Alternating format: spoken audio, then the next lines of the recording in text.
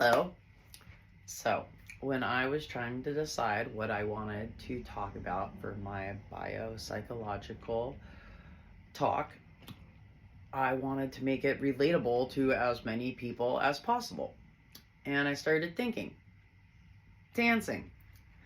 Everybody loves to dance. People may not want to go out in public and go to clubs, but everybody dances around their house. Um, what next popped into my head was the Grey's Anatomy. In the first 10 seasons or more, at the end of a long day, Christina and Meredith would always dance it out. Wow! And let go of it all and feel better. And that's how a lot of the show ended. And so, as much as it is a TV show, I wondered, did the writers put it in there for a reason?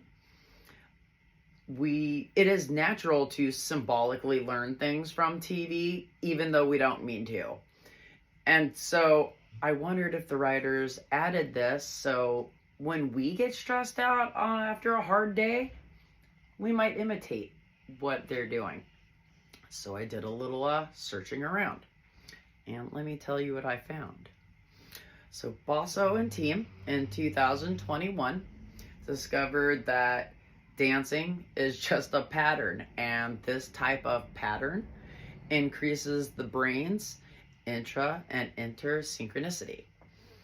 The physical and rhythmic activity drive our hippocampal and cortical oscillations, and it increases the synaptic plasticity.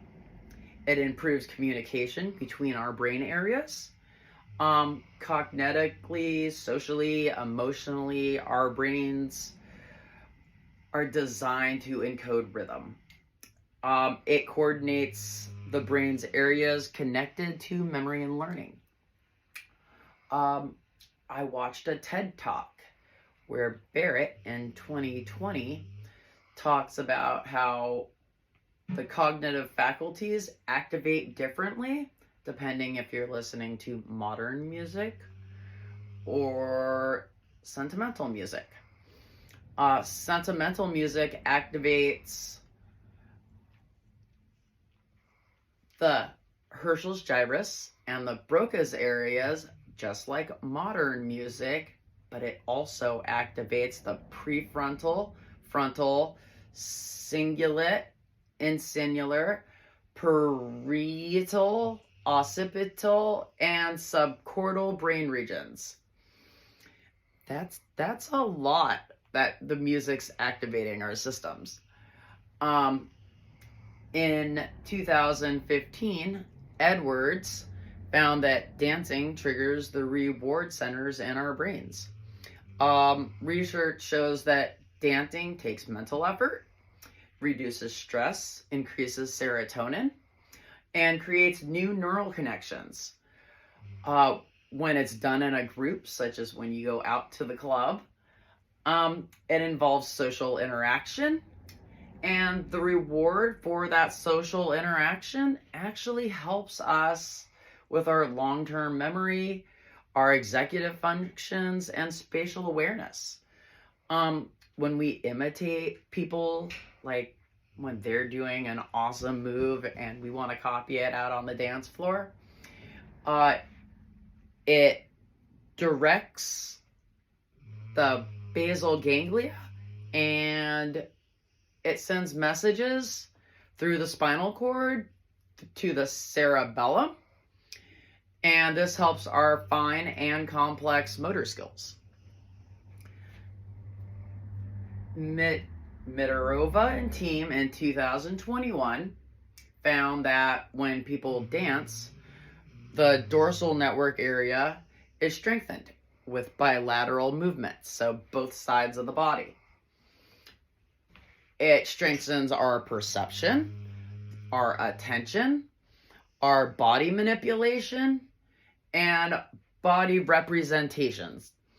Dancing protects our mobility and recruits extra neural resources and aids in memory and global cognition improving the volume of our hippocampus. Dancing freestyle, or a learned pattern, can cause the anterior default mode network to be active or non-active. So like when you're learning something, it is active. So like if someone were to teach you the grapevine, it would be active. When you've already learned the grapevine, it flicks off into non-active. This explains slower reaction times and little spatial awareness to things when we know the moves already. Lopez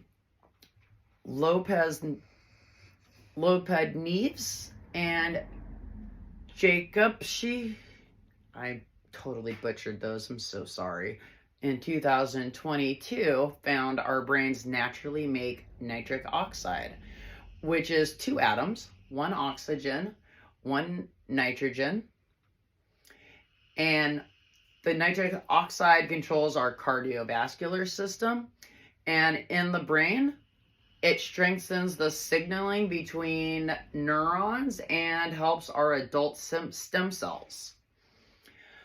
Nitric oxide levels raise when we do aerobic activities, along with raising our serotonin levels.